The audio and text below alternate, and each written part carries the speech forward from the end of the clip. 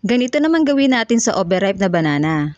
Kung ang hanap mo ay masarap na merienda, ay subukan mo tong ating recipe. Napakadaling gawin lang ito.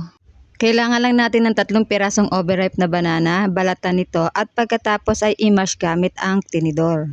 Pagkatapos ay mag-add tayo dito ng 1 1/2 cup ng all-purpose flour, 1 teaspoon ng baking powder, at ng 1 sachet ng any milk powder. Para hindi dumikit yung mixture sa ating kamay, magpahid tayo ng kaunting oil sa ating palad.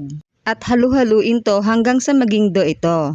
Pahiran din natin ng kaunting oil yung gagamitin nating panukat. Dito ay nag-scoop lang ako ng 1 tablespoon ng ating mixture. Palaparin lang ito, tsaka tayo maglalagay ng ating filling. Nag-slice lang ako ng cheese dito. Pwede rin dito yung mga chocolate bar na pang filling. At pagkatapos ay i-roll ito sa breadcrumbs. At i-fry ito hanggang sa mag-golden brown ito. Shoutout muna tayo kina Erlinda Lopez ng Paris, France. Miona Ginar ng Marawi City, Mindanao. At si Inday Lims ng Misamis Oriental. Paki-comment naman kung taga saan yung mga nanonood ngayon at baka ikaw na yung susunod na maisa-shoutout natin sa next video natin. Para mas lalong sumarap ay maglalagay tayo ng chocolate syrup sa ibabaw. At kung umabot ka nga hanggang dito ay paki-follow, like and share naman yung ating video.